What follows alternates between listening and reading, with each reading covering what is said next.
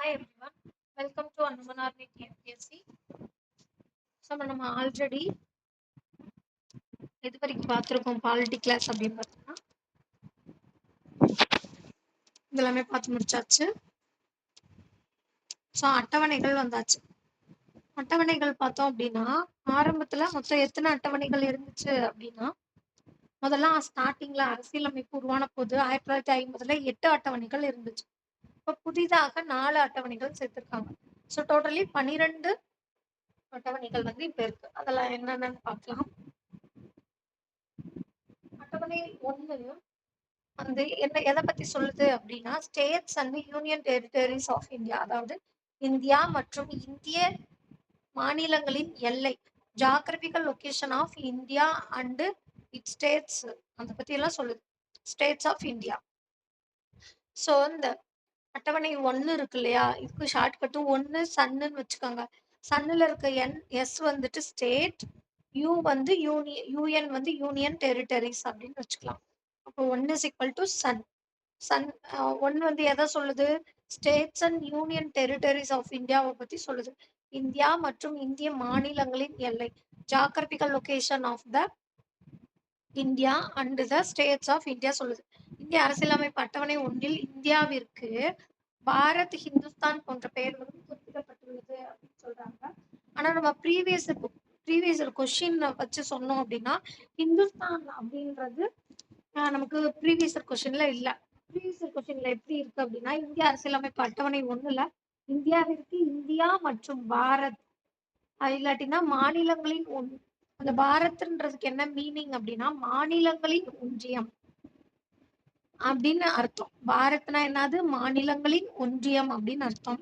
இந்திய அரசியலமைப்பு அட்டவணை 1 இந்தியாவிற்கு இந்தியா மற்றும் பாரத் போன்ற பெயர்கள் குறிப்பிடப்பட்டுள்ளது அப்படின்றது.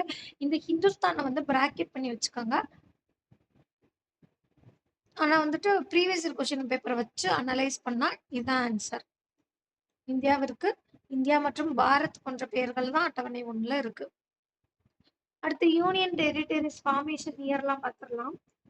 முதல்ல உருவான யூனியன் பிரதேசம் என்ன அப்படின்னு பார்த்தோம்னா டெல்லி தான். எந்த வருஷம்? நவம்பர் 1 1956. இப்ப மேல போயிட்டோமா, அப்படியே கீழே வரப்போறோம். தீவுகள் எல்லாம் ஃபர்ஸ்ட் முடிக்க போறோம். செகண்ட் என்னது? அந்தமான் நிக்கோபர், அதுவும் 1956.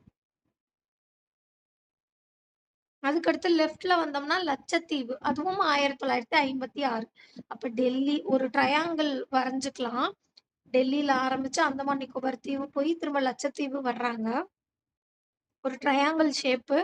இது மூணுமே வந்துட்டு 1956 தான்.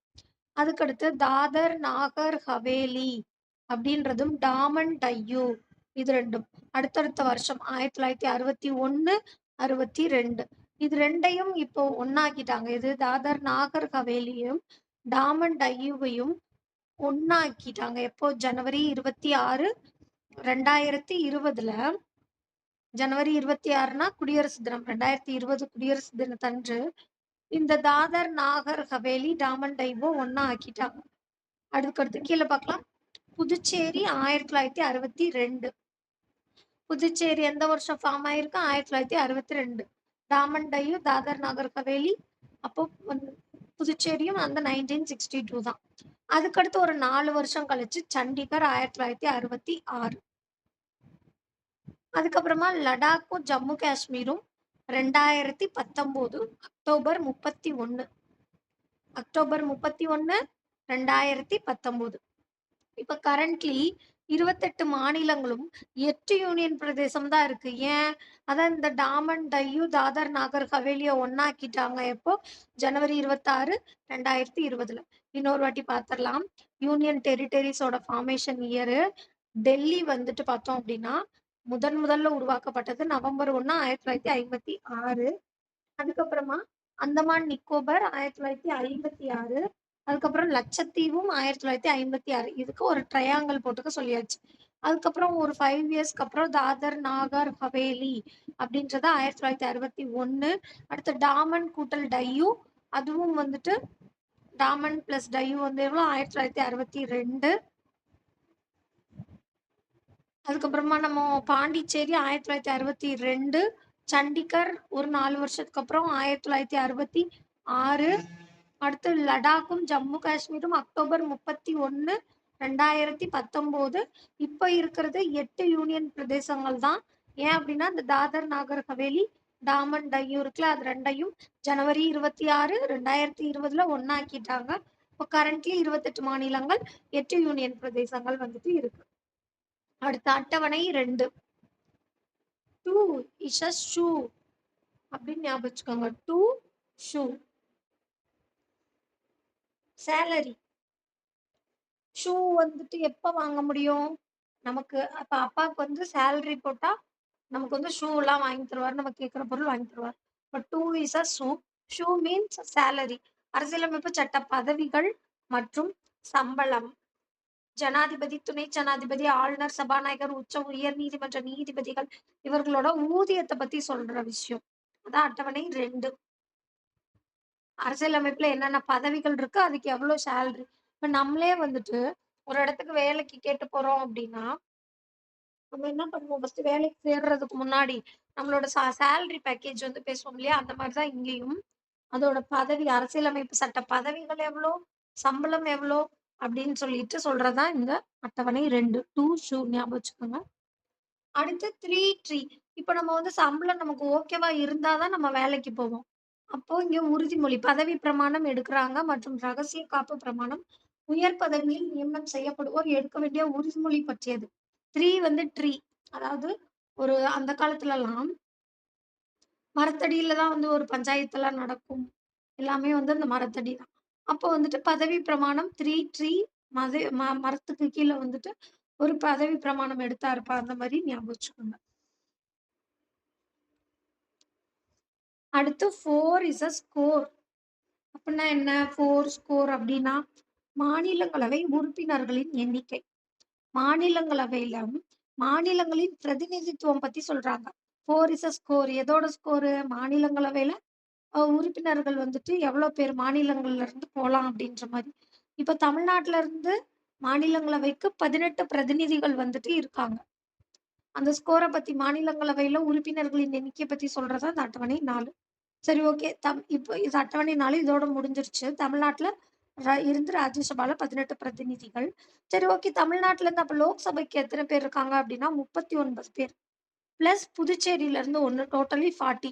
ஆனா புதுச்சேரி வந்து தமிழ்நாட்டு லிஸ்ட்ல வந்து சேர்க்க முடியாது. ஏன்னா அது ஒரு யூனியன் டெரிட்டரி.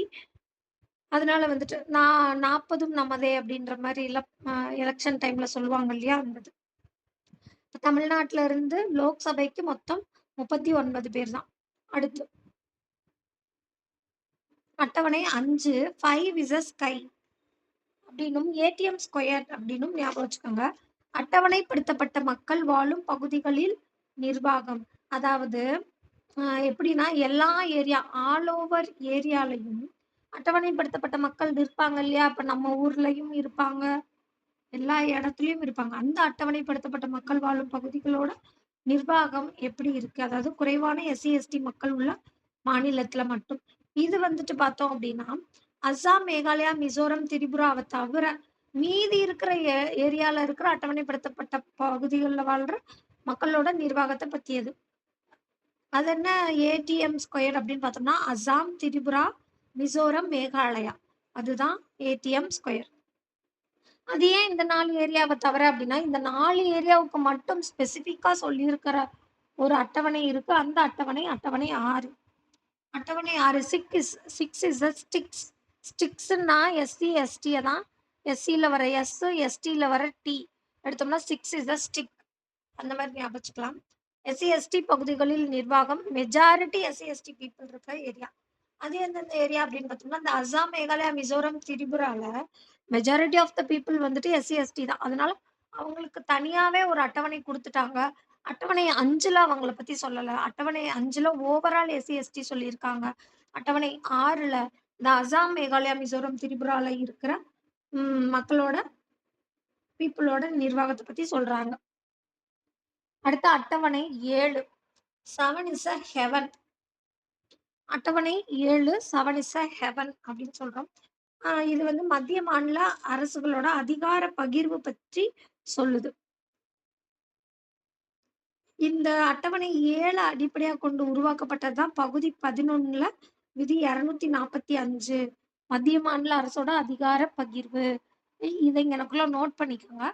பகுதி 11 கீழ விதி 240 சாரி விதி 245ல இருந்து மத்திய மாநில அரசுகளோட அதிகார பகிர்வு பத்தி சொல்றாங்க.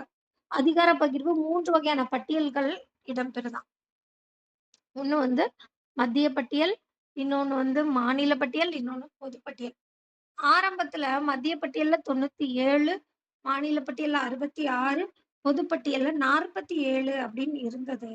இப்போ இந்த மாநில பட்டியல்ல இருந்து 5 துறைகள எடுத்துட்டு போயி 1976 42வது சட்ட திருத்தத்தின்படி மத்திய பட்டியல்ல சேர்த்துட்டாங்க. அது பார்க்கலாமா என்னன்னு? பொதுப்பட்டியல்ல 5 துறைகள் மாற்றம் செய்யப்பட்டுச்சு. அந்த மத்திய பட்டியல்ல அப்ப என்ன ஆயிருச்சு அப்படின்னா, மத்திய பட்டியலுக்கும் 3 துறைய குடுத்துருக்காங்க. அப்போ மத்திய பட்டியல் 97ல இருந்து 100 ஆயிருச்சு. மாநில பட்டியல்ல இருந்து 5 நீக்குறாங்க. அப்ப 66ல இருந்து 61 ஆகுது. பொதுப்பட்டியல் 47ஆ இருந்ததுல 5 சேர்க்குறாங்க. 52 ஆயிருச்சு. பொதுப்பட்டியல் அப்படிங்கிறது ஆஸ்திரேலியா நாட்டுல இருந்து பெறப்பட்டது அப்படின்னு சொல்றாங்க. அப்ப மத்திய பட்டியலும், மாநில பட்டியலும் எங்க இருந்து எடுத்ததுன்னு நம்ம ஆல்ரெடி வந்துட்டு அரசியலமைப்பு எடுக்கப்பட்ட நாடுகள்ல படிச்சுட்டோம். 1935 இந்திய அரசு சட்டத்துல இருந்து எடுக்கப்பட்டது தான் மத்திய பட்டியலும், மாநில பட்டியலும். பொதுப்பட்டியல் ஆஸ்திரேலியா நாட்டிலிருந்து எடுக்கப்பட்டது. இப்ப மத்திய அரசிடம் பொதுப்பட்டியல் அப்படிங்கிறது கனடாவுல இருந்து எடுக்கப்பட்டது. அதுவும் நம்ம ஆல்ரெடி பார்த்தாச்சு. 5 துறைகள் வந்து மாநில பட்டியலிருந்து பொதுப்பட்டியலுக்கு மாற்றுனாங்கன்னு சொன்னேன் இல்லையா? அது எந்த வருஷம் 1976 42வது சட்ட திருத்தம். அது என்னென்ன ஏரியா அப்படின்னு பார்த்தோம்னா, கல்வி, காடு, எடைகள் மற்றும் அளவீடுகள், பறவைகள் மற்றும் வனவிலங்கு பாதுகாப்பு, நீதித்துறை நிர்வாகம். கல்வி, காடு, எடைகள் மற்றும் அளவீடுகள், பறவைகள் மற்றும் வனவிலங்குகள் பாதுகாப்பு, நீதித்துறை நிர்வாகம். இந்த நீதித்துறை நிர்வாகத்துல உச்சநீதிமன்றமும், உயர்நீதிமன்றமும் வராது. உச்சநீதிமன்றம், உயர்நீதிமன்றம் நீங்களாக உள்ள மீதி இருக்க நீதித்துறை நிர்வாகம் பொதுப்பட்டியல்ல போகுது. பொதுப்பட்டியல் மீது ஹை பவர் அதிக பவர் யாருக்கு இருக்கு? மத்திய அரசு. மத்திய அரசிடம் பொதுப்பட்டியல்னு சொன்னது எது? கனடா. நோட் பண்ணிக்கணும். அடுத்து அட்டவணை 8 அங்கீகரிக்கப்பட்ட மொழிகள் மொத்தம் எவ்வளோ? 22 மொழிகள் அப்படின்னு சொல்றாங்க. அப்போ 22மே ஆரம்பத்திலே இருந்துச்சான்னா இல்ல. அங்கீகரிக்கப்பட்ட மொழிகள் தொடக்கத்துல 14 தான் இருந்துச்சு. இப்போ 8 மொழிகள் வந்துட்டு புதுசா அங்கீகாரம் செஞ்சு மொத்தம் 22 மொழிகள். இப்ப செம்மொழி இதுல பார்த்தோம் அப்படின்னா, மொத்தம் 6 செம்மொழிகள் இருக்கு. என்னென்ன அப்படின்னா, தமிழ், சமஸ்கிருதம், தெலுங்கு, கன்னடம், மலையாளம், ஒடியா. இப்ப தமிழும், சமஸ்கிருதமும். தமிழ் வந்து 2004ல செம்மொழி தகுதிய பெற்றுச்சு. அதுக்கு அடுத்த வருஷமே சமஸ்கிருதம் 2005. தெலுங்கு, கன்னடம் இது 2மே ஈக்குவல் போட்டிப்பா 2க்குமே. நம்ம தமிழ் 2004 தெலுங்கு, கன்னடம் பாருங்க 2008. நம்ம தலைமையிலேயே யார் இருக்கா? இந்த சைடு கர்நாடகா இருக்கு. இந்த சைடு வந்துட்டு ஆந்திரா இருக்கு. அப்ப அந்த தெலுங்கும், கன்னடமும் 2008ல தான் செம்மொழி தகுதிய பெற்றிருக்கு 4 வருஷத்துக்கு அப்புறம். அதுக்கப்புறமா மலையாளம் பாருங்க. ஒரு 5 வருஷத்துக்கு அப்புறம். மலையாளம் 2013. ஒடியா அதுக்கு அடுத்த வருஷமே 2014. ஃபர்ஸ்ட்டு வந்துட்டு தமிழ் 2004 அதுக்கு அடுத்த வருஷமே சமஸ்கிருதம் 2005. அதுலருந்து ஒரு 3 வருஷம் கழிச்சு தெலுங்கும், கன்னடமும். இல்ல அப்டின்னா 2004லருந்து 4 வருஷம் கழிச்சு தெலுங்கும், கன்னடமும் 2008. மலையாளம் வந்து பார்த்தோம் அப்டின்னா 5 வருஷம் கழிச்சு 2013. ஒடியா அதுக்கு அடுத்த வருஷமே 2014. அப்புறம் இப்ப செம்மொழிகள் வந்து 6 பார்த்தாச்சு. அங்கீகரிக்கப்பட்ட மொழிகள் மொத்தம் 14ல இது ஃபர்ஸ்ட்டு வர்ற 6. அதுக்கடுத்து 7வது பார்த்தோம் அப்டின்னா, அஸ்ஸாமி, பெங்காலி, ஹிந்தி, உருது, குஜராத்தி, மராட்டி, பஞ்சாபி, காஷ்மீரி. ஃபர்ஸ்ட்டு வந்துட்டு அஸ்ஸாமின்றது 7வது அப்படின்னு எப்படி ஞாபகம் வச்சுக்கலாம்னா, அகர வரிசையில ஆ தான ஃபர்ஸ்ட்டு வரும். அப்ப அஸ்ஸாமி, அஸ்ஸாமி, அடுத்து பெங்காலி, அடுத்து ஹிந்தி, அப்ப அடுத்து பாருங்க ஆக்கு அப்புறம் ஈ போட்றக்கூடாது, ஊ போட்றக்கூடாது. நடுவுல ஒரு பெங்காலி வந்து வந்துர்றான். அதுக்கப்புறம் தான் ஹிந்தி வர்றான். அடுத்து தான் உருது வர்றான். அஸ்ஸாமி, அடுத்து ஒரு பெங்காலி, அடுத்து ஹிந்தி, உருது, அடுத்து நம்ம ஜனகண மனகதி தெரியும் இல்லையா? அதுல பஞ்சாபி, சிந்து, குஜராத்த மராட்டான்னு வருது இல்லையா? அப்ப குஜராத்தி, மராத்தி, அடுத்து பஞ்சாபி, காஷ்மீரி. ஓகேவா? எப்படின்னு பாத்துரலாமா? ஃபர்ஸ்ட் என்னது? தமிழு. அதுக்கப்புறம் செகண்ட் ஒன் என்னது? சமஸ்கிருதம். 3ம் 4த்தும் வந்து பார்த்தோம் அப்படின்னா, கன்னடமும், தெலுங்கும் வரும். அடுத்து 5த் வந்து மலையாளம், 6த் வந்து ஒடியா. அதுக்கப்புறமா அஸ்ஸாமி, அகரவரிசை. அடுத்து பெங்காலி இடையில வந்துருவான். திரும்ப அகரவரிசைக்கு போயிரணும். ஹிந்தி, உருது, அதுக்கடுத்து நம்ம ஜனகணமன போயிருவோம். குஜராத்தி, மராட்டி. அதுக்கப்புறமா கடைசியா வர 2 பஞ்சாபி, காஷ்மீரி. பஞ்சாப், காஷ்மீர்லாம் மேல இருக்கு. ஆனா நம்ம இங்க கடைசியா 14வது மொழியா வருது. அடுத்து 15வது மொழி எப்ப கொண்டு வந்தாங்க அப்படின்னு பார்த்தோம்னா, 15வதான மொழி வந்து சிந்தி மொழி. அப்போ 1967 21வது சட்டத்திருத்தம். அதாவது 1976 நமக்கு 42வது சட்டத்திருத்தம்னு தெரியும் இல்லையா? அப்ப அந்த 7 பின்னாடி போட்டு 6 முன்னாடி போடுறோம். அந்த 42வது சட்டத்திருத்தத்த டிவைடட் பை 2 போட்டோம்னா 21வது சட்டத்திருத்தம் வரும். இப்ப 1967 21வது சட்டத்திருத்தம். இது வந்து ஒரு ஷார்ட்கட்டுக்காக சொல்றேன். ஞாபகம் வச்சுக்கோங்க. அதுக்கடுத்து 16, 17, 18வது மொழி என்ன அப்படின்னு பார்த்தோம்னா, கொங்கணி, மணிப்புரி, நேபாளி. கொங்கணி, மணிப்புரி, நேபாளி. எது எது? 16, 17, 18. இது 3மே கொங்கணி, மணிப்புரி, நேபாளி. கீழ வந்து அது வந்து நான் ஃபோட்டோ எடுத்தப்ப மிஸ் ஆயிருச்சு. இது எந்த வருஷம் சட்ட திருத்தம் செஞ்சிருக்காங்கன்னு நான் சொல்றேன். நோட் பண்ணிக்கோங்க. 1992ல 2ல 9/2ல 7/1 71வது சட்ட திருத்தம்.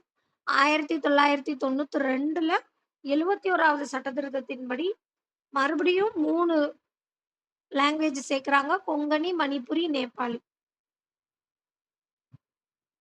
அதுக்கடுத்து 19, 20, 21, 22 இந்த 4 மொழியும் வந்துட்டு எந்த வருஷம் அப்படின்னு பார்த்தோம்னா, 2003ல 92வது சட்ட திருத்தம். இத எப்படி ஞாபகம் வச்சுக்கலாம் அப்படின்னா, நம்ம முதல்ல ஆரம்பிச்ச சட்ட திருத்தம் வந்துட்டு 15வது மொழி சிந்தி மொழி 21வது சட்ட திருத்தம்னு சொன்னோம்.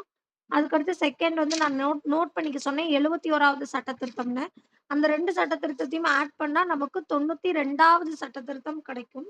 எந்த வருஷம் அப்படின்னு பார்த்தோம்னா, 2003ல 2003ல 92வது சட்ட திருத்தம். அதன்படி சேர்க்கப்பட்ட 4 மொழி என்ன? போடா, டோக்ரி, மைதிலி, சாந்திலி அப்படின்னு சாந்தினி அந்த மாரி வரும். போடா டோக்ரி, மைதிலி, சாந்தினி. அதுக்கடுத்து அட்டவணை 9. மொத்தம் 8 அட்டவணை தானே ஆரம்பத்துல இருந்துச்சு. இப்ப 12 அட்டவணை இருக்கு இல்லையா? அப்போ 9வதாக சேர்க்கப்பட்ட அட்டவணை 1வது சட்ட திருத்தம் 1951ல சேர்க்கப்பட்ட முதல் சட்ட திருத்தமே இந்த அட்டவணை 9 தான். அட்டவணை 9 என்னன்னு சொல்றாங்க? நயன் இஸ் அ லயன் அப்படின்னு சொல்றாங்க. Nine is a lion. அட்டவணை 8க்கு நான் ஷார்ட்கட் சொல்லாம விட்டுட்டேனா?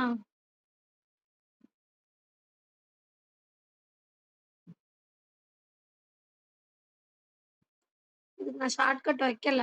8 கொட்டு அப்படின்னு ஞாபகம் வச்சுக்கலாம். கொட்டுனா, இப்ப தமிழ் படிக்கும்போது நாங்க சின்ன பிள்ளையில இருக்கும்போதெல்லாம் தலையில கொட்டி கொட்டி படிப்போம். திருக்குறள்லாம் மண்டையில ஏறாது.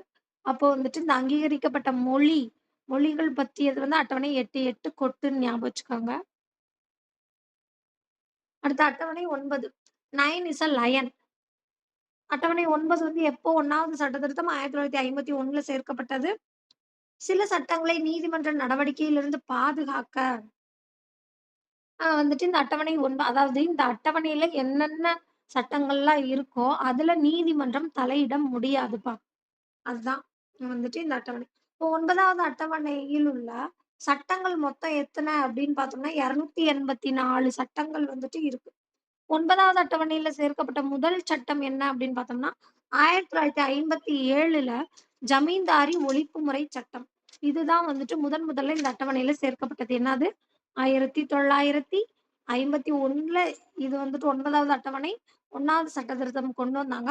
அதுல ஃபர்ஸ்ட் கொண்டு வரப்பட்ட சட்டம் என்ன அப்படின்னா, 1957 ஜமீன்தாரி ஒழிப்பு முறை சட்டம்.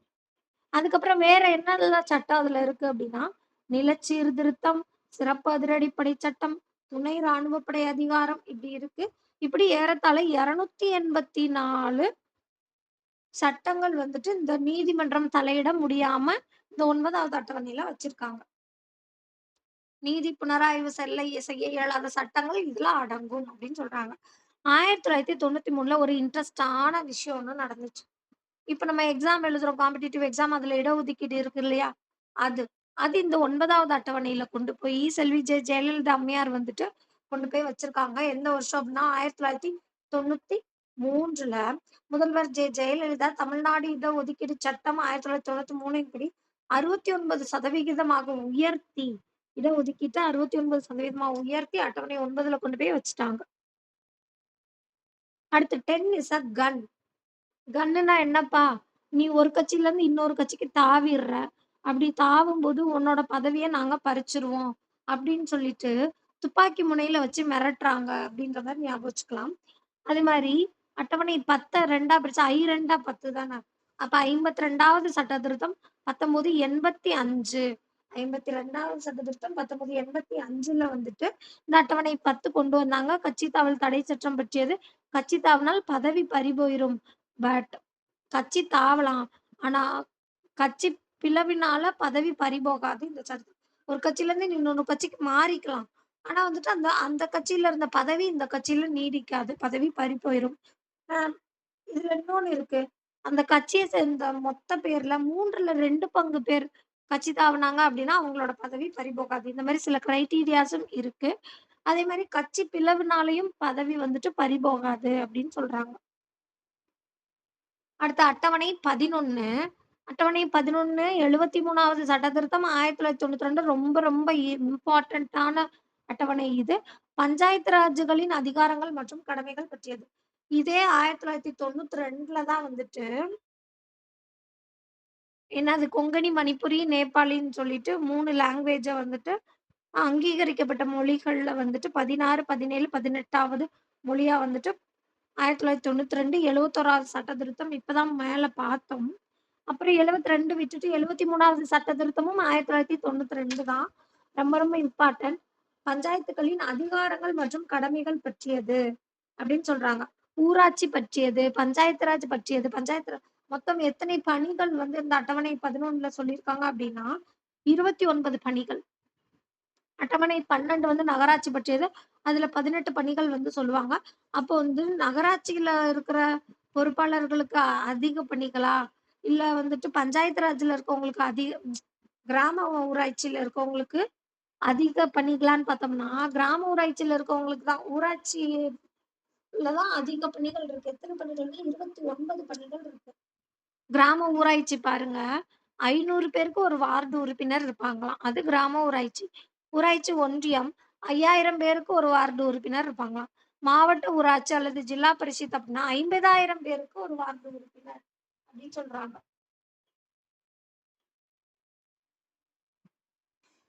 சாரி. அடுத்து அட்டவணை 12 இதுவும் ரொம்ப ரொம்ப இம்பார்ட்டன்ட். அதே 74வது சட்ட திருத்தம் 1992லயே கொண்டு வரப்பட்டது. இது நகராட்சியின் அதிகாரம் மற்றும் பணிகள். இதுல மொத்தம் 18 பணிகள் சொல்றாங்க. 18னா 20க்கு 2 கம்மி. அங்க வந்துட்டு நம்ம 29 பணிகள் பார்த்தோம். 30க்கு 1 கம்மி. நகராட்சிய வந்துட்டு நகர்பாலிகா அப்டின்னும் சொல்றாங்க. ஆ பேரூராட்சி இத 3ஆ பிரிக்கலாம். பேரூராட்சி, நகராட்சி, மாநகராட்சி. 10,000 பேருக்கு ஒரு வார்டு உறுப்பினர் பேரூராட்சியில இருப்பாங்க. அதோட ஒரு சைபர் எக்ஸ்ட்ரா பண்ணா, நகராட்சி 1,00,000 பேருக்கு ஒரு ஆணையர். அதுலருந்து ஒரு சைபர் எக்ஸ்ட்ரா பண்ணா, மாநகராட்சி 10,00,000 பேருக்கு ஒரு மேயர். ஓகே. இப்ப வந்துட்டு அரசியலமைப்புல மொத்தம் 12 அட்டவணை பார்த்தாச்சு. இதுக்கப்புறமா அரசியலமைப்பு சட்டத்தின் பகுதிகள். அரசியலமைப்பு சட்டத்தின் பகுதிகள் வந்து பார்க்க போறோம். முதல்ல வந்துட்டு 22 பகுதிகள் வந்துட்டு 1950ல இருந்திருக்கு. இப்ப புதிதாக 4 பகுதிகள சேர்த்திருக்காங்க. ஒரு பகுதிய நீக்கம் செஞ்சிருக்காங்க. 4 22 சேர்த்தா 26, 1 நீக்குனா 25 மொத்தம் இப்ப 25 பகுதிகள் இருக்கு. அந்த புதிதாக சேர்க்கப்பட்ட 4 பகுதிகள் என்னென்ன அப்படின்னு பார்த்தலாம். பகுதி 4 ஏ அடிப்படை கடமைகள். இது வந்துட்டு அடிப்படை கடமைகள் வந்துட்டு விதி 51A அப்படின்றது அந்த மறைஞ்சிருக்கு. நோட் பண்ணிக்கோங்க. விதி 51Aவின் கீழ பகுதி 4Aல அடிப்படை கடமைகள் வந்துட்டு இருக்கு. இந்த அடிப்படை கடமைகள் வந்துட்டு 1976 42வது சட்ட திருத்தத்தின்படி சேர்க்கப்பட்டது.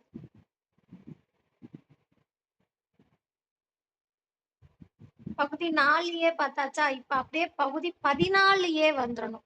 இந்த கீழே 4th ஒன்னா நான் எழுதியிருக்கேன் பாத்தீங்களா, அதுக்கு வந்துருங்க. பகுதி 4A பகுதி 14A ரெண்டுமே 1976 42வது சட்ட திருத்தம் தான். பகுதி 14A வந்து எதை பத்தி சொல்லுது அப்படின்னா தீர்ப்பாயங்களை பத்தி சொல்லுது. இந்திய ஆட்சி பணிகள் வந்துட்டு பகுதி 14ல வரும். அந்த ஆட்சி பணியாளர்கள் இருக்காங்களா, அவங்களோட அரசு ஊழியர்களோட குறைதீர் மையம் தான் இந்த தீர்ப்பாயங்கள். அது பகுதி 14A தீர்ப்பாயங்கள் 1976 42வது சட்ட திருத்தம். அடுத்து செகண்ட் ஒன் பார்க்கலாம். பகுதி 9A. பகுதி 9A இப்பதான் பார்த்தோம். நம்ம அட்டவணை 12ல என்ன பார்த்தோம்? 1992 74வது சட்ட திருத்தம் நகராட்சிகள் பற்றியதுன்னு பார்த்தோம் இல்லையா? அதுதான் இந்த பகுதி 9A. அடுத்து பகுதி 9B வந்து என்னன்னு பார்த்தோம் அப்படின்னா 2011ல 97வது சட்ட திருத்தம். அதன் மூலயமா கொண்டு வரப்பட்ட 9B கூட்டுறவு சங்கங்கள். பகுதி 4A வந்துட்டு என்னது? அடிப்படை கடமைகள் 51A என்ற விதியின் கீழ 1976 42வது சட்ட திருத்தத்தின்படி கொண்டு வரப்பட்டது. அடுத்து பகுதி 14Aவும் அதே 1976 42வது சட்ட திருத்தத்தின்படி கொண்டு வரப்பட்ட தீர்ப்பாயங்கள். பகுதி 9A என்ன எதை பத்தி சொல்லுதுன்னா நகராட்சிகளை பத்தி சொல்லுது. 1992 74வது சட்ட திருத்தம். பகுதி 9B வந்துட்டு கூட்டுறவு சங்கங்களை பத்தி சொல்லுது. 2011 97வது சட்ட திருத்தம். இதுல நம்ம எல்லாமே ஆல்ரெடி பார்த்த சட்ட திருத்தம் தான். இந்த பகுதி 9B கூட்டுறவு சங்கங்கள் 2011 97வது சட்ட திருத்தம். இதை மட்டும் பார்த்துக்கோங்க. அடுத்து நீக்கம் செஞ்சிருக்காங்க இல்லையா, அது எப்போன்னு பார்க்கலாமா? ஒண்ணு நீக்கியிருக்காங்க. பகுதி 7 வந்து நீக்கம் செஞ்சிருக்காங்க. பி பிரிவு மாநிலங்கள் தொடர்பானது. இது எப்ப நீக்கம் பண்ணாங்க அப்படின்னா மாநில மறுசீரமைப்பு சட்டத்தின்படி நீக்கப்படுது. அது 1956 7வது திருத்தத்தின்படி நீக்கம் செஞ்சிருக்காங்க. பகுதி 7 பி பிரிவு மாநிலங்கள் தொடர்பானது நீக்கப்பட்டது எந்த வருஷம் அப்படின்னு பார்த்தோம்னா 1956 7வது சட்ட திருத்தம். இதுலயுமே ஷார்ட்கட் வச்சுக்கலாம். 56ல 5 இருக்கு, 6 இருக்கு, அதுக்கு அடுத்து 7 வருது. 5 6 7. அப்ப 1956 7வது சட்ட திருத்தத்தின்படி நீக்கப்பட்டது. 25 பகுதிகள் என்னென்னு பார்த்துடலாமா? பகுதி 1 இந்தியாவின் எல்லைகள் பற்றியது. ஒன்றியம் மற்றும் அதன் ஆட்சி பகுதிகளை குறிப்பது. விதி 1ல இருந்து 4 வரைக்கும் இருக்கிற விதிகள் பகுதி 1ல அடங்கும். பகுதி 2 வந்து பார்த்தோம் அப்படின்னா குடியுரிமை சிட்டிசன்ஷிப். அது விதி 5ல இருந்து 11 வரைக்கும். பகுதி 3 வந்து அடிப்படை உரிமைகள் ஃபண்டமெண்டல் ரைட்ஸ். விதி 12ல இருந்து 35. பகுதி 4 அரசு வழிகாட்டும் நெறிமுறை கோட்பாடுகள். அரசுக்கு வழிகாட்டும் நெறிமுறை கோட்பாடுகள். டிபிஎஸ்பி அப்படின்னா directive principles of state policies. விதி 36ல இருந்து 51. பகுதி 4A என்ன இப்பதான் பார்த்தோம்? அடிப்படை கடமைகள் ஃபண்டமெண்டல் டியூட்டிஸ். விதி 51ல ஏவின் கீழ 7ல இருந்து 51ல ஏவின் கீழ கே வரைக்கும் இருக்கு. மொத்தம் ஆரம்பத்துல 11 அடிப்படை கடமைகள் இருந்துச்சு. இப்போ வந்து ஆரம்பத்துல 10 அடிப்படை கடமைகள் இருந்துச்சு. இப்ப 11 அடிப்படை கடமைகள் இருக்கு அப்படின்னு சொல்லிட்டு சொல்லுவாங்க. அடுத்து பகுதி 5 வந்து மத்திய அரசு. விதி 52ல இருந்து 151 வரைக்கும். அது எழுதிக்காங்க. நம்ம வந்து போட்டோவா கன்வெர்ட் பண்ணி எடுக்கிறோம் இல்லையா, அப்ப இந்த சைட்ல வந்து பேஜ் வந்து மடங்கி இருக்கிறது அது வந்து கட் ஆயிருது. அதனால சாரி. நெக்ஸ்ட் டைம் வந்துட்டு இந்த மாதிரி எந்த ஃபால்ட்டுமே வராம நான் பண்றேன். பகுதி 5 வந்து மத்திய அரசு. விதி 52ல இருந்து 151. பகுதி 6 வந்து மாநில அரசு. விதி 152ல இருந்து 237. பகுதி 7 வந்து பி பிரிவு மாநிலங்கள் தொடர்பான நீக்கம் செய்யப்பட்டது. விதி 238. பகுதி பி 7 வந்து என்னது? பி பிரிவு மாநிலங்கள் தொடர்பானது நீக்கம் செய்யப்பட்டது. எந்த வருஷம்? 1956 7வது சட்ட திருத்தத்தின்படி மாநில மறுசீரமைப்பு சட்ட திருத்தத்தின்படி நீக்கம் செய்யப்பட்ட விதி எது? 238. அடுத்து பகுதி 8 வந்து யூனியன் பிரதேசங்கள். நமக்கு வந்துட்டு மொத்தம் வந்து எத்தனை யூனியன் பிரதேசங்கள் இருக்கு? இந்தியால 28 மாநிலங்கள், 8 யூனியன் பிரதேசங்கள் இருக்கு இல்லையா? அப்ப பகுதி 8 யூனியன் பிரதேசங்கள பத்தியே சொல்லுது. எந்த விதி அப்படின்னு பார்த்தோம்னா, 239ல இருந்து 242 வரைக்கும். 39, 40, 41, 42 மொத்தம் 4 விதி தான். பகுதி 8 யூனியன் பிரதேசம். 8 யூனியன் பிரதேசத்த பத்தி சொல்ற பகுதி 8. அந்த எத்தன விதியில சொல்லுதுன்னா, 4 விதியில சொல்லிருது. 239ல இருந்து 242. அடுத்து பகுதி 9 பஞ்சாயத்து ராஜ பத்தி சொல்றது. 243ல இருந்து 243 ஓ வரைக்கும் இருக்குப்பா. பகுதி 9 பஞ்சாயத்து ராஜ் பத்தி சொல்றது. 243ல இருந்து 243ல ஓ வரைக்கும் பஞ்சாயத்து ராஜ் பத்தி சொல்றது பகுதி 9. பகுதி 9 நம்ம ஆல்ரெடி பார்த்தோம். நகராட்சி பற்றியது. எந்த வருஷம்? 1992 74வது சட்ட திருத்தத்தின்படி கொண்டு வரப்பட்டது. அதுல 243ல பி-ல இருந்து 243 இசட்-ஜி வரைக்கும் இருக்கிற விதிகள் நகராட்சி பத்தி சொல்லுது. அதாவது 243 ஓக்கு அப்புறம் என்ன வரும்? பி தானே வரும். இப்ப 243 பி-ல இருந்து 243 இசட்-ஜி வரைக்கும் இருக்கிறது நகராட்சிகள் பத்தி சொல்லுது. பகுதி 9 பி கூட்டுறவு சங்கங்கள் எந்த வருஷம்? 2011 97வது சட்ட திருத்தத்தின்படி கொண்டு வந்தாங்க இல்லையா? அது 243ல இஜட்-ஹச்ல இருந்து 243 இசட்-டி வரைக்கும் இருக்கிற விதிகள் வந்து பகுதி 9 பி கூட்டுறவு சங்கங்கள் பற்றியது. பகுதி 10 தாழ்த்தப்பட்டோர் மற்றும் பழங்குடியின பகுதிகளில் நிர்வாகம். தாழ்த்தப்பட்டோர் பழங்குடியினர்னு யார சொல்றோமோ அவங்க தான் அந்த காலத்துல இருந்து இந்த காலத்து வரைக்கும் எல்லாத்துலயும் ஹைஜீன்ல இருந்து எல்லாத்துலயும் 10 அவுட் ஆஃப் 10ல இருக்காங்க. ஹெல்த்லயும் எல்லாத்துலயுமே. அப்ப பகுதி 10 வந்து எத சொல்லுது? தாழ்த்தப்பட்டோர் மற்றும் பழங்குடியினர் பகுதிகளில் நிர்வாகம். அவங்க 10 அவுட் ஆஃப் 10 வந்து எடுத்திருக்காங்க. 244 ஏ, 244 பி. ஏன்னா 10ல யார் சொல்றாங்க? தாழ்த்தப்பட்டோர் மற்றும் பழங்குடியினர் 2 டைப்ப சொல்றனால 2 விதி அப்படின்ற மாதிரி ஞாபகம் வச்சுக்கலாம். 244 ஏ, 244 பி. அடுத்து பகுதி 11 மத்திய மாநில அரசின் சட்டம் மற்றும் நிர்வாக உறவுகள் அதிகார பகிர்வு பற்றியது. இது நான் வந்துட்டு அங்கேயே வந்து நோட் பண்ண சொன்னேன். 7 மத்திய மாநில அரசுகளுக்கு இடையான நிர்வாக பகிர்வு, அதிகார பகிர்வு. அது வந்து பகுதி 11ல விதி 245ன் கீழ அப்படின்னு சொல்லிட்டு அங்கேயே நோட் பண்ண சொல்லியிருந்தேன். அப்ப பகுதி 11 வந்துட்டு என்னது? மத்திய மாநில அரசின் சட்டம் மற்றும் நிர்வாக உறவுகள் அதிகார பகிர்வு பற்றியது. விதி 245ல இருந்து 263 வரைக்கும். அடுத்து பகுதி 12 மத்திய மாநில அரசின் நிதி மற்றும் சொத்து ஒப்பந்தம் பற்றியது. சொத்துரிமை வந்து பகுதி 12ல தான் வரும். அது வந்து விதி 264ல இருந்து 300 ஏ வரைக்கும். ஆனா புக்ல வந்து 268ல இருந்து 293 அப்படின்னு 10th புக்ல வந்து இருக்கும். ஆனா உண்மையிலேயே கரெக்டான ஆன்சர் வந்துட்டு 264ல இருந்து 300 ஏ வரைக்கும். ஏன்னா பகுதி 12ல விதி 300 ஏல தான் வந்துட்டு விதி 31 நீக்கம் செஞ்சு கொண்டு போய் அடிப்படை உரிமையில இருந்து நீக்கம் செஞ்சு கொண்டு போய் சேர்த்திருப்பாங்க. அடுத்து பகுதி 13 இந்திய மாநிலங்களுக்கிடையே வர்த்தகம், வணிகம், போக்குவரத்து இத 3 பத்தியும் சொல்றது. Trade, commerce, transport.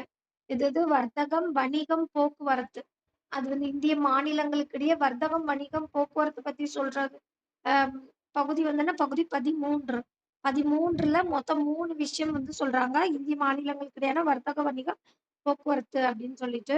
விதி 301ல இருந்து 307 வரைக்கும் உள்ள விதிகள் பகுதி 13. பகுதி 14 என்ன? இந்திய ஆட்சி பணிகள். மத்திய மற்றும் மாநில அரசு பணியாளர் தேர்வாணையம். இந்திய ஆட்சி பணிகளை பத்தி சொல்றது. அது வந்து 308ல இருந்து 323 வரைக்கும் விதி. பகுதி 14 ஏ என்ன? ஆல்ரெடி நம்ம பார்த்துட்டோம். இந்திய தீர்ப்பாயங்கள் பற்றியது. ட்ரிபுனல்ஸ், அதாவது அரசு ஊழியர்களோட குறைதீர் மையம் அப்படின்னு சொல்லிட்டு நம்ம ஆல்ரெடி பார்த்துட்டோம். அது வந்து பார்த்தோம் அப்படின்னா 323 ஏ, 323 பி, 323, 323. 323A, 323B. அடுத்த பகுதி 15 தேர்தல் ஆணையம் பற்றியது. விதி 324 இருந்து விதி 329A வரைக்கும். பகுதி 15 என்னது? தேர்தல் ஆணையம். 324 இருந்து 329A வரைக்கும். அடுத்து பகுதி 16 இடஒதுக்கீடு. சில வகுப்பினருக்கு சிறப்பு விதிகள் இருக்கு. இப்ப எக்ஸாம்பிளுக்கு ஆங்கிலோ இந்தியர், சிறுபான்மையினர் அவங்களுக்குலாம் இடஒதுக்கீடு இருக்கு இல்லையா? அந்த இடஒதுக்கீடு விதி 330 இருந்து 342 வரைக்கும் உள்ள விதிகள் வந்துட்டு இந்த இடஒதுக்கீடு பத்தி சொல்ற விதிகள். விதி 330 330 விதி 330 இருந்து 342 வரைக்கும் உள்ள விதிகள் இடஒதுக்கீடு பத்தி சொல்றாங்க.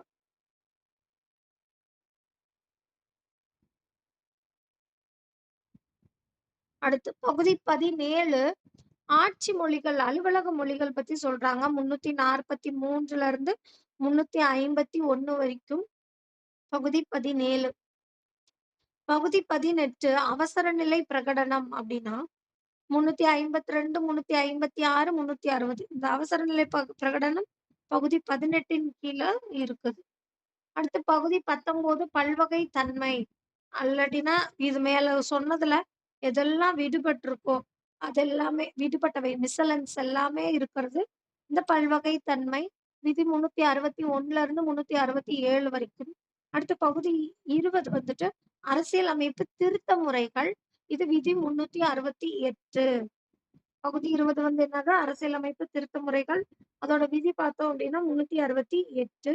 அடுத்து பகுதி 21 தற்காலிக மாற்றக்கூடிய விதிகள், இடைக்கால விதிகள், சிறப்பு வகைமுறைகள், டெம்பரரி ப்ராசஸ் எல்லாமே வந்துட்டு பகுதி 21. தற்காலிக மாற்றக்கூடிய விதிகள் விதி 369 இருந்து 392 வரைக்கும். தற்காலிக மாற்றக்கூடிய மற்றும் திரும்ப பெறப்படக்கூடிய விதிகள் எல்லாமே 369 இருந்து 392. அடுத்து பகுதி 22 அரசியலமைப்போட தலைப்பு, தொடக்கம், திரும்ப பெறப்பட்ட விதிகள், குறைந்த கால பட்டம் அளித்தல், நீக்கப்பட்டவை, ஆரம்பத்துல இருந்து இப்ப வரைக்கும் என்னென்ன விதியெல்லாம் சேர்த்திருக்காங்க, நீக்கியிருக்காங்க, இதெல்லாமே சொல்றது பகுதி 22. இதோட விதிகள் பார்த்தோம் அப்படின்னா 393 இருந்து 395 வரைக்கும். ஸோ நான் ஃபாஸ்டா போயிட்ட மாதிரி இருந்துச்சு அப்படின்னா வீடியோவை வந்துட்டு திரும்ப வந்துட்டு கேளுங்க. ஓகேவா? வீடியோ பாஸ் பண்ணி நோட்ஸ் எடுத்து படிச்சீங்கன்னா ஈஸியா இருக்கும். அதுக்கடுத்து நம்ம முகவுரை வந்து போகலாம். முகவுரை ப்ரீஆம்பிள், முன்னுரை அல்லது அறிமுகம் ஆஃப் அரசியல் அமைப்பு தான் இந்த ப்ரீஆம்பிள் அப்படின்ற முகவுரை. முகவுரை என்ற கொள்கை வந்துட்டு பெறப்பட்ட நாடு எதுன்னு பார்த்தோம்னா அமெரிக்கா. முகவுரையை உருவாக்கியவர் யாருன்னு பார்த்தோம்னா ஜவஹர்லால் நேரு. இப்போ முகவுரையின் சிற்பி அப்படின்னு யார சொல்லுவாங்கன்னா ஜவஹர்லால் நேரு. நேரு வந்துட்டு இந்த 3வது கூட்டம் நடக்கும் இல்லையா? அரசியலமைப்பு நிர்ணய சபையில 3வது கூட்டம் வந்துட்டு டிசம்பர் 13ஆம் தேதி 1946 நடக்கும். அன்னைக்கு போய் நேரு வந்து ஒரு குறிக்கோள் தீர்மானத்தை அரசியலமைப்பு நிர்ணய சபையிட்ட அறிமுகம் செய்யறாரு. நேருவின் குறிக்கோள் தீர்மானம் வந்துட்டு முகவுரையாக அரசியலமைப்பு நிர்ணய சபை என்னைக்கு ஏற்றுக்குச்சு அப்படின்னா 22 ஜனவரி 1947 ஏற்றுக்கும். 1976 42வது சட்ட திருத்தத்தின்படி முகவரியை ஒரே ஒரு தடவை திருத்தம் செஞ்சு சமதர்ம சமய சார்பற்ற ஒருமைப்பாடுன்ற 3 வார்த்தைகளை சேர்த்திருக்காங்க. ஆல்ரெடி பார்த்த பாயிண்ட் தான். அடுத்து சுதந்திரம், சமத்துவம், சகோதரத்துவம் என்ற வார்த்தைகள் வந்து எங்க இருந்து எடுத்தாங்க அப்படின்னா பிரெஞ்சு புரட்சியில இருந்து எடுக்கப்பட்டது. எந்த வருஷம் அப்படின்னா 1, 7, 8, 9. அப்படியே 7, 8, 9 அப்படின்னு படிச்சுக்கிட்டீங்கன்னா ஈஸியா இருக்கும். இந்திய அரசியலமைப்பு சட்டத்தின் முகவுரை எதை வலியுறுத்துது அப்படின்னு பார்த்தோம்னா நீதி, சுதந்திரம், சமத்துவம், சகோதரத்துவம். இது 4ஐயுமே வலியுறுத்துது. எது? இந்திய அரசியலமைப்பு சட்டத்தின் முகவுரை வலியுறுத்துவது.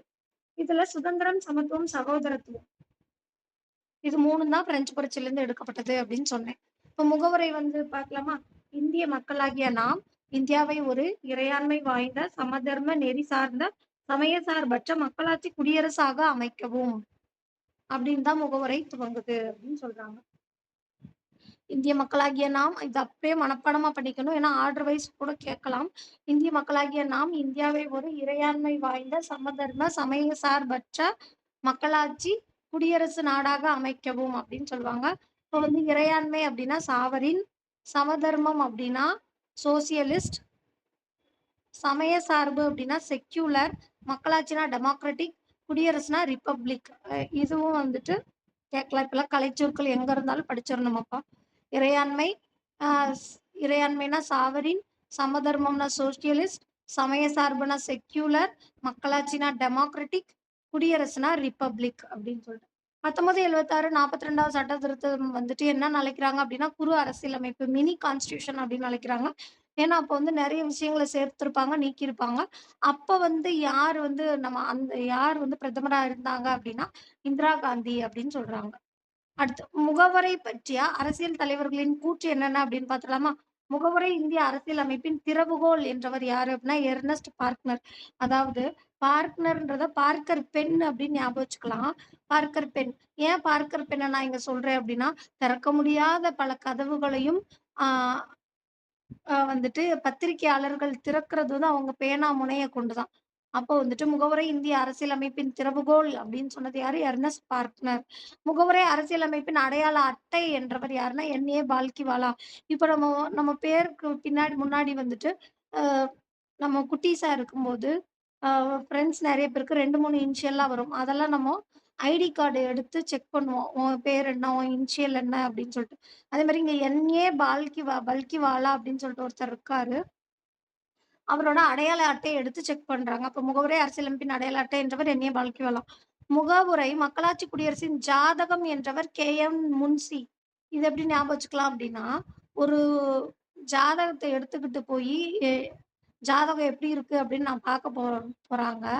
அப்போ வந்துட்டு, இந்த ஜாதகத்துல இருக்க பையனுக்கு முனி பிடிச்சிருக்கு அப்படின்னு சொல்ட்டாங்க. அப்ப முகவுரை மக்களாட்சி குடியரசின் ஜாதகம் என்றவர் கே.எம். முன்சி. அடுத்து கே.என். முன்சி. அடுத்து முகவுரை அரசியலமைப்பின் ஊன்றுகோல் ஆன்மா அணிகலன் என்றவர் தாகூர் தாஸ் பார்கவா. ஒரு தேவதாஸ் இருக்கான். அவன் வந்து கையில வந்து ஊன்றுகோல ஊண்டிக்கிட்டே தான் போவான்.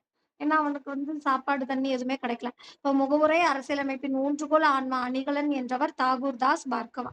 முகவரை என்பது எங்களின் நீண்ட நாள் கனவும் ஆசையும் அப்படின்னு நான் அல்லாடி அலைஞ்சு திரிஞ்சு வந்தேன். என்னோட கனவு ஆசையே இதுதான் அப்படின்னு சொன்னது அல்லாடி கிருஷ்ணசாமி ஐயர் வந்து சொல்றாரு. அமெரிக்க முகவரியை விட மேலானது மற்றும் முகவரை அரசியலமைப்பின் உயிர் மூச்சு என்றவர் வந்து நீதிபதி இதயத்துல்லா. இதயத்துக்கு மூச்சு போகலைன்னா என்ன ஆயிரும்? உயிர் போயிரும் இல்லையா?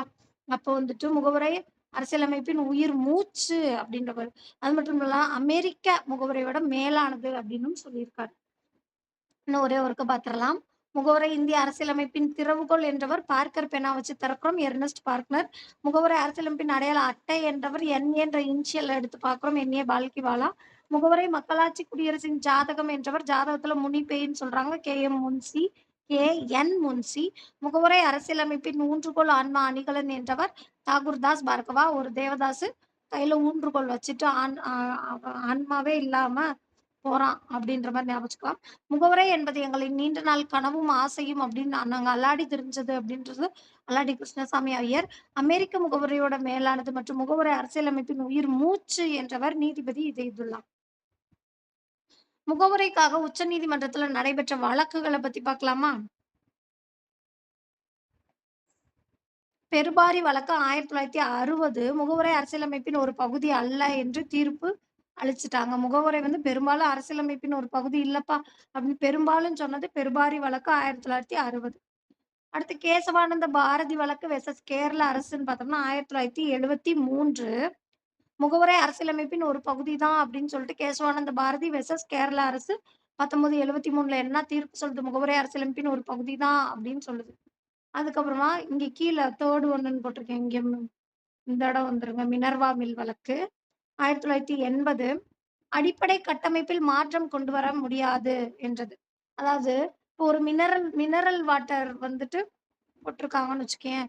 தண்ணீனா அது தண்ணியா தான் தரும். தண்ணிய ஜூஸா தருமா? அப்ப அடிப்படை கட்டமைப்பில் மாற்றம் கொண்டு வர முடியாது அப்படின்னு சொன்னது இந்த மினரல் வாட்டர் அப்படின்ற மினர்வா மில் வழக்கு. எந்த வருஷம்? 1980. மினரல் வாட்டர் ரூ. 80க்கு போனாலும் ஆச்சரியப்படுறதுக்கு இல்ல. அப்படின்ற மாரி ஞாபகம் வச்சுக்கோங்க. அடுத்து எஸ்ஆர் பொம்மை வழக்கு முகவுரை அரசியலமைப்பின் ஒரு பகுதி தான் என்றது. அதுக்கப்புறம் எல்ஐசி வழக்கு 2மே 1994 1, 95 1 முகவுரை அரசியலமைப்பின் ஒரு பகுதி தான் என உறுதிப்படுத்தியது. மொத்தம் எத்தன வழக்கு இருக்கு? 5 வழக்கு இருக்கு. ஒண்ணு வந்து பெருபாரி வழக்கு 1960 குடியரசு ஆகி 10 வருஷத்துக்கு அப்புறம் முகவரை அரசியலமைப்பின் ஒரு பகுதி அல்ல அப்படின்னு தீர்மானம் வழங்கிருச்சு. அடுத்து கேசவானந்த பாரதி வெர்சஸ் கேரள அரசு 1973 முகவரை ஒரு அரசியலமைப்பின் ஒரு பகுதி தான் அப்படின்னு சொல்லுது. அதுக்கப்புறம் 80ல மினர்வா மில் வழக்கு அடிப்படை கட்டமைப்பில் மாற்றம் கொண்டு வர முடியாதுன்னு சொல்றாங்க. அடுத்து 94ல எஸ்ஆர் பொம்மை வழக்கு முகவரை அரசியலமைப்பின் ஒரு பகுதி தான் சொல்றாங்க. 95ல எ அ எல்ஐசி வழக்கு முகவரை அரசியலமைப்பின் ஒரு பகுதி தான் அப்படின்னு சொல்லுது. இங்க இந்த இடத்துல வந்து ஒரு சின்ன பாயிண்ட் தான். இந்திய குடிமக்கள் அனைவருக்கும் சமூக, பொருளாதார, அரசியல், நீதி என அனைத்திலும் பாதுகாப்பு தருவதே முகவரியின் நோக்கமாகும். எழுதிக்கோங்க. இந்திய குடிமக்கள் அனைவருக்கும் சமூக, பொருளாதார, அரசியல், நீதி என அனைத்திலும் பாதுகாப்பு தருவதே முகவுரையின் நோக்கமாகும். ஓகே. இதோட வந்துட்டு இந்த வீடியோவ கம்ப்ளீட் பண்ணிக்கலாம். Thank you. அடுத்து வந்துட்டு நம்ம இந்த பகுதிகள் வந்து பார்க்க போறோம். இப்ப அட்டவணை பார்த்தாச்சு. முகவுரை வரைக்கும் பார்த்தாச்சு. பகுதிகள், அதுலருந்து விதி 1, 2, 3 அப்படியே வரிசையா வந்து பார்க்கலாம். Thank you guys. நோட்ஸ் வந்து நல்லாருக்கும். வேணுன்றவங்க யூஸ் பண்ணிக்கோங்க. உங்க ஃப்ரெண்ட்ஸ்க்கும் வந்து ஷேர் பண்ணுங்க. வீடியோ பிடிச்சிருந்தா ஒரு லைக் பண்ணுங்க. சப்போர்ட் பண்ணுங்க கைஸ் சேனலுக்கு. Thank you. பாய்.